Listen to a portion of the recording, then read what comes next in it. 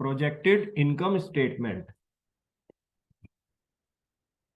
जिस financial statement से हम फ्यूचर फाइनेंशियल ईयर में एक्सपेक्टेड रिटर्न और शेयर होल्डर की वैल्यू को प्रिडिक्ट कर पाते हैं और प्रोजेक्ट की परफॉर्मेंस का असेसमेंट कर पाते हैं,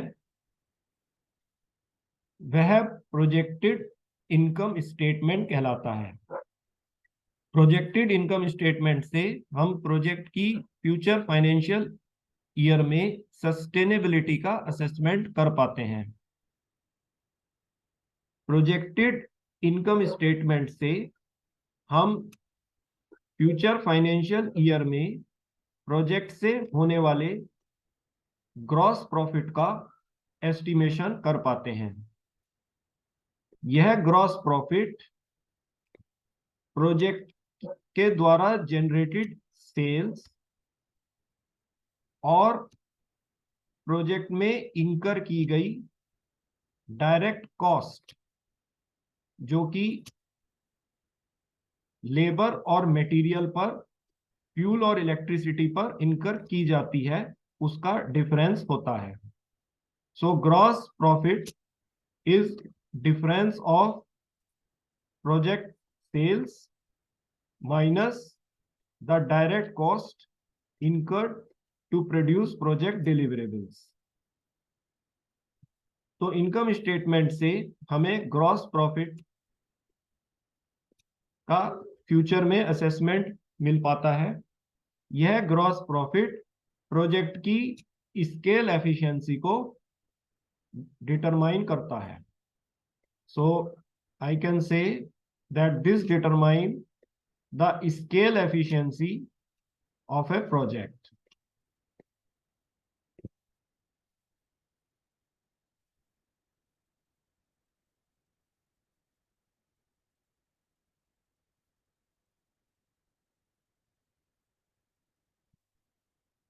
प्रोजेक्टेड इनकम स्टेटमेंट से हम ऑपरेटिंग प्रॉफिट को फ्यूचर फाइनेंशियल ईयर में प्रिडिक्ट कर पाते हैं। यह ऑपरेटिंग प्रॉफिट ग्रॉस प्रॉफिट जो हमने ऊपर प्रिडिक्ट किया है, ग्रॉस प्रॉफिट और ऑपरेटिंग एक्सपेंसेस का डिफरेंस होता है। So I can write operating profit as the difference between gross profit, right, जिसको मैं ग्रॉस प्रॉफिट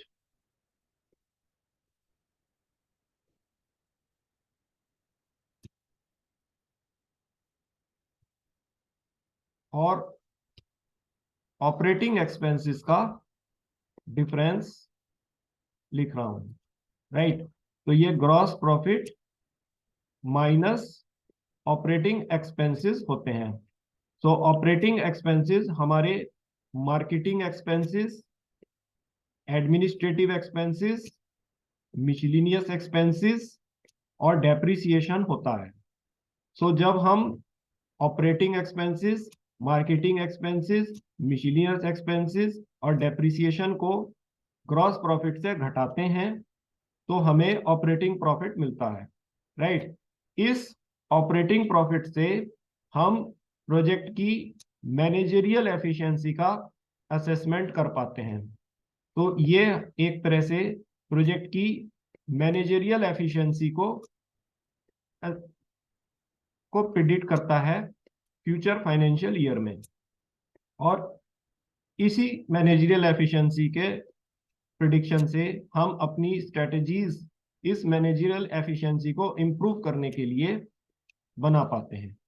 तो स्केल एफिशिएंसी को ग्रॉस प्रॉफिट प्रिडिक्ट करता है और मैनेजरियल एफिशिएंसी को ऑपरेटिंग प्रॉफिट प्रिडिक्ट करता है, और ये दोनों ही हमारी टेक्निकल एफिशिएंसी, प्रोजेक्ट की जो टेक्निकल एफिशिएंसी है, उसके डिटर्मिनेंट्स होते हैं। तो इस तरह से हमें ऑपरेटिंग इनकम स्टेटमेंट से प्रोजेक्ट की टेक्निकल एफिशिएंसी का एक बहुत अच्छा असेसमेंट हो पाता है, राइट।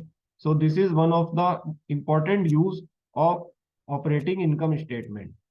ऑपरेटिंग इनकम स्टेटमेंट से हम प्रोजेक्ट के प्रॉफिट बिफोर टैक्स, जिसे पीबीटी बोलते हैं, राइट, प्रॉफिट बिफोर टैक्स को फ्यूचर फाइनेंशियल ईयर में प्रिडिक्ट कर पाते हैं। यह प्रॉफिट बिफोर टैक्स ऊपर एस्टिमेटेड किए गए ऑपरेटिंग प्रॉफिट जो हमने ऊपर फ्यूचर फाइनेंशियल ईयर में प्रिडिक्ट किया है, operating profit, right, so I can write operating profit. और इस ऑपरेटिंग प्रॉफिट से जब हम इंटरेस्ट पेमेंट्स को घटाते हैं तो हमें प्रॉफिट बिफोर टैक्स मिलता है। ये इंटरेस्ट पेमेंट्स शॉर्ट टर्म भी हो सकते हैं, लॉन्ग टर्म भी हो सकते हैं। ये इंटरेस्ट पेमेंट हम उन लोन पर करते हैं जो हमने कैपिटल को परचेज करने के लिए लिए थे, right. So this interest payment से जब हम ऑपरेटिंग प्रॉफिट को सब्सट्रैक्ट करते हैं तो हमें प्रॉफिट बिफोर टैक्स मिलता है, राइट। तो इनकम स्टेटमेंट से हम प्रॉफिट बिफोर टैक्स को निकाल पाते हैं, राइट।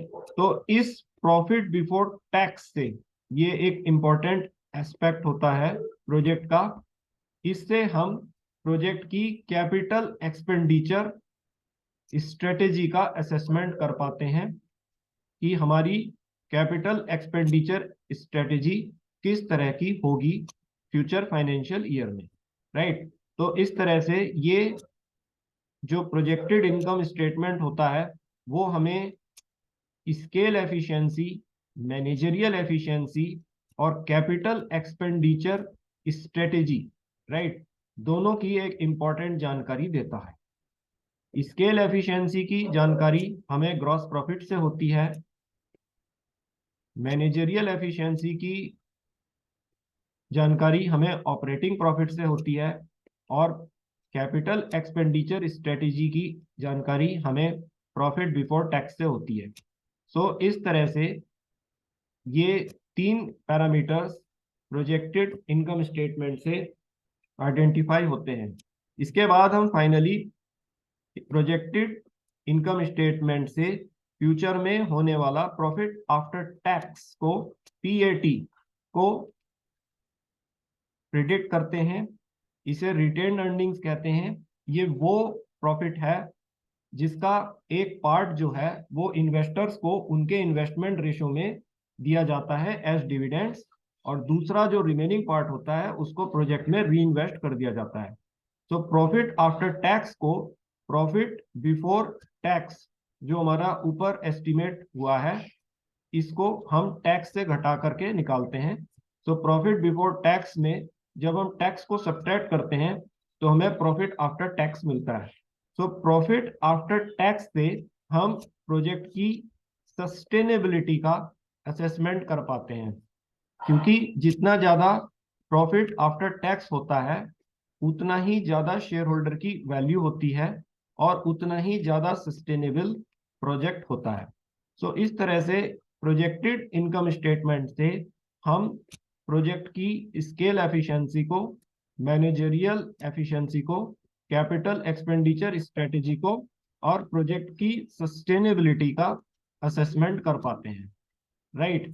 सो बेसिक बात यह है कि ये जो हमारा प्रोजेक्टेड इनकम स्टेटमेंट होता है ये प्रोजेक्ट इन्वेस्टर्स के लिए एक बहुत इंपॉर्टेंट रोल प्ले करता है फ्यूचर स्ट्रेटेजीज को फ्रेम करने के लिए, राइट। इस प्रोजेक्टेड इनकम स्टेटमेंट की सहायता से इन्वेस्टर्स प्रोजेक्ट की फ्यूचर स्ट्रेटेजी को फ्रेम करते हैं। जैसे अगर इन्वेस्टर्स की फ्यूचर स्ट्रेटेजी का गोल ऑपरेटिंग प्रॉफिट को इंक्रीज करना है तो इन्वेस्टर्स सेल्स को इंक्रीज करते हैं और उसको इंक्रीज करने के लिए वो एक बेटर मार्केटिंग स्ट्रेटेजी को एम्फसाइज करते हैं।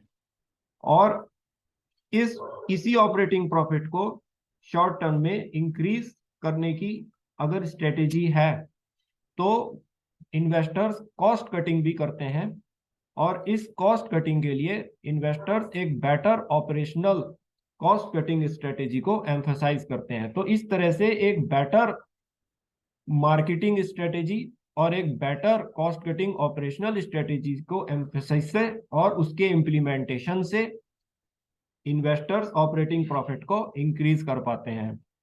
अगर इन्वेस्टर्स की लॉन्ग रन स्ट्रेटेजी का गोल प्रॉफिट बिफोर टैक्स के का एनहेंसमेंट होता है, तो इन्वेस्टर्स कैपिटल प्लानिंग करते हैं और कैपिटल एक्सपेंडिचर को कंट्रोल करते हैं, और कैपिटल प्लानिंग और कैपिटल एक्सपेंडिचर्स को कंट्रोल करके वो एक कैपिटल बजटिंग स्ट्रेटेजी को फ्रेम करते हैं जिससे कि प्रॉफिट बिफोर टैक्स को एनहेंस किया जा सके।